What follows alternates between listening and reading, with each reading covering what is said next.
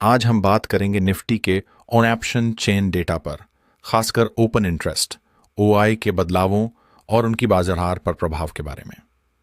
जून 24, 2025 की ताज़ा स्थिति के आधार पर ओआई में क्या बदलाव हुए हैं? हाँ, अगर हम बात करें ओआई की तो वर्तमान ओआई है 9.16 मिलियन कॉन्ट्रैक्ट्स, जो पिछले दिन के मुकाबले 15.61% कम हुआ है। इसके अलावा पुट कॉल रेशियो पीसीआर 1.04 पर है, जो हल्का बुलिश संकेत देता है।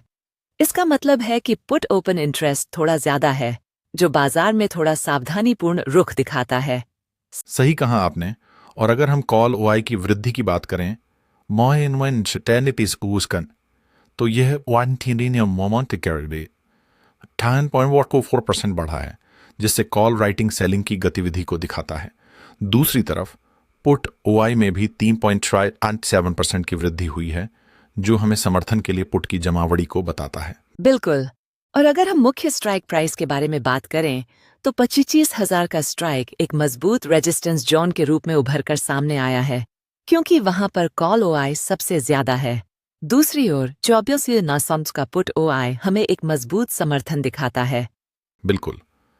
तो कह सकते हैं कि 24,800 से 24,900 के बीच सपोर्ट मजबूत है, जबकि 25,000 से 25,200 के बीच रेजिस्टेंस जोन है।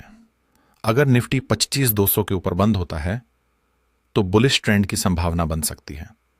हाँ, और यदि निफ्टी 24,800 के नीचे चला जाता है तो पुट अनवाइंडिंग हो सकती है, जिससे निचली दिशा में तेज गिरावट आ सकती है।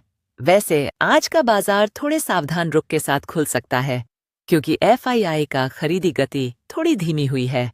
सही कहा आपने। और इसके अलावा इजराइल ईरान संघर्ष का समाप्त होना और तेल की कीमतों में गिरावट से बाजार पर सकारात्मक असर पड़ा है। इसने निफ्टी को 25,100 से 25,200 के रेजिस्टेंस जोन के पास लाकर खड़ा कर दिया है। और साथ ही घरेलू डेटा जैसे कि एचएसबीसी पीएमआई के अच्छे आंकड़े भी मददगार साबित हो सकते हैं। अगर ये ट्रेंड जारी रहता है तो निफ्टी में अच्छी बढ़त देखने को मिल सकती है।